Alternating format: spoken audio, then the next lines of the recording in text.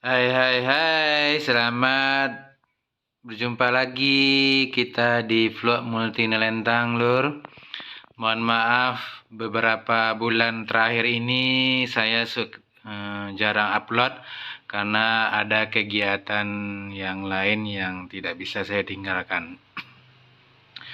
Oke, Lur, kita kembali di pembahasan tentang jamur tiram, ya.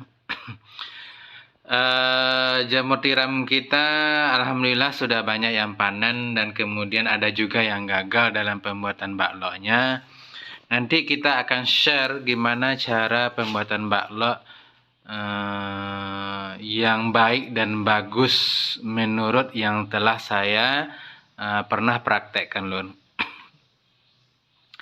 Di dalam pembuatan baklok jamur itu banyak faktor yang menyebabkan dia tuh gagal, ya. Banyak faktor. Ada yang bahwa faktornya dari bibit, kemudian dari faktor serbuk, kemudian ada juga yang mengatakan dari faktor lamanya perebusan, ya. Nah, selama yang saya perhatikan,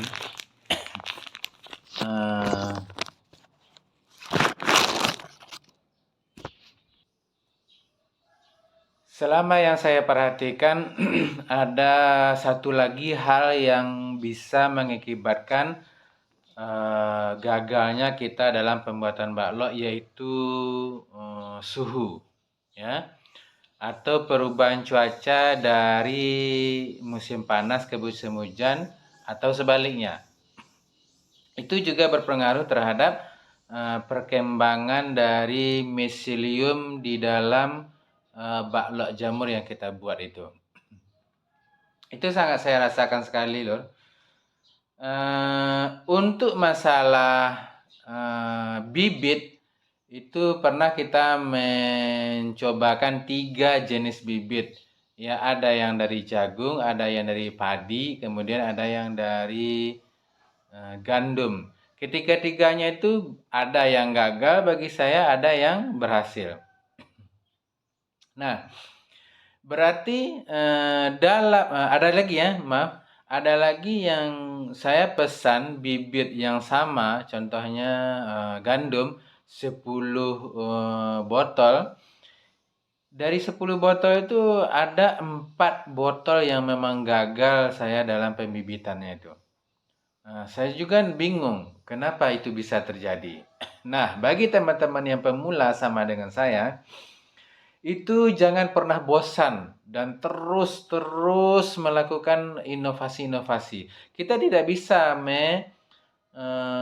menyamakan teknik yang dia gunakan kemudian kita bawakan kepada kita, itu tidak bisa saya rasa, ya.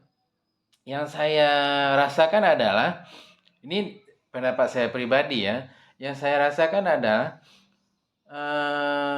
bibit dengan kita berinovasi dalam adonan, baik itu pemeraman, fermentasi dari serbuk tadi sebelum dibungkus masukkan ke dalam plastiknya. Nah, ada orang yang menggunakan fermentasi itu 1 hari, ada yang 2 hari, ada yang 3 hari. Nah, ketiga-tiganya sini saya cobakan, Lur. Ada yang gagal, ada yang berhasil. Nah, dari segi waktu, saya lebih cenderung untuk yang 1 hari saja. Karena untuk keberhasilan itu tidak bisa kita pastikan dengan 2 hari di fermentasi atau 3 hari. Kemudian ada lagi masalah ini, lama dalam perebusan, ya. Itu juga tidak bisa saya nilai.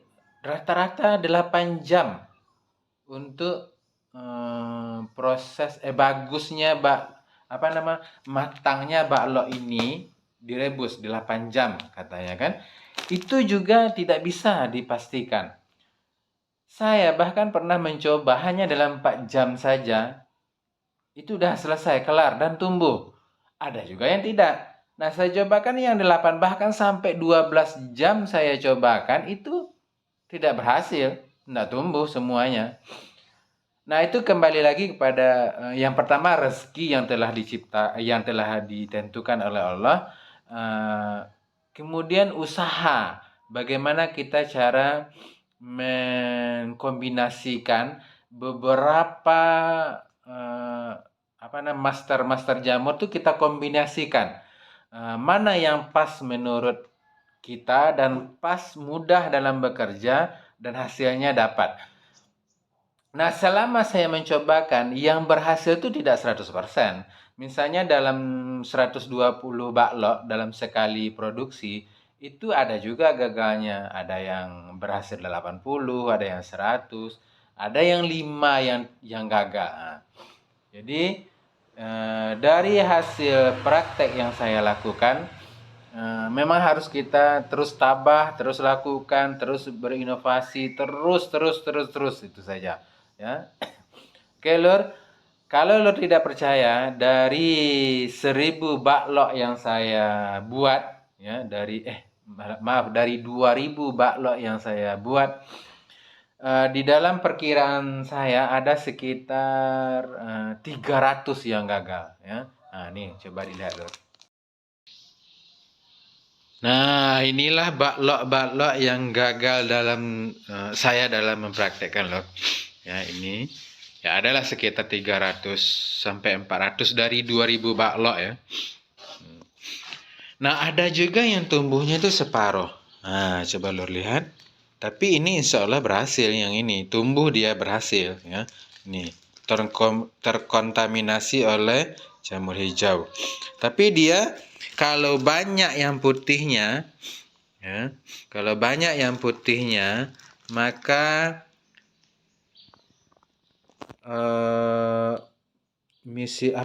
yang terkontaminasi ini akan kalah oleh dia nih. Contohnya, ini sudah tumbuh.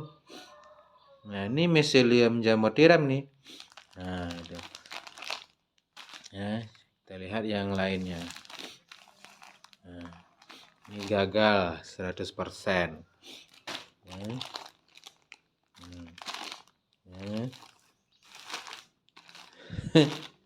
Itu dia, Lur.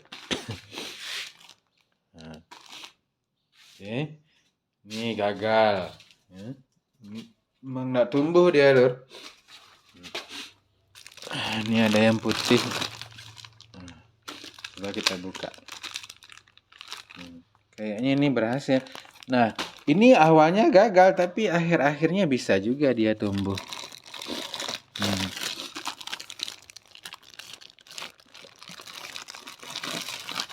Nah, ya.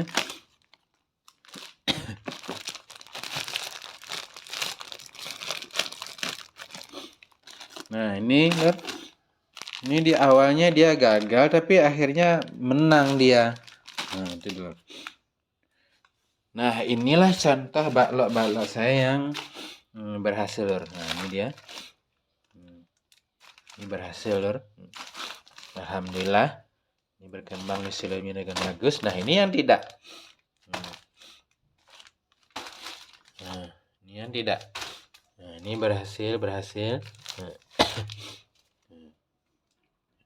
Ya. Itu dia. Nah, apalagi jurus atau ilmunya, ya tidak bisa saya memaksakan dengan video-video yang telah saya buat sebelum ini, Lur.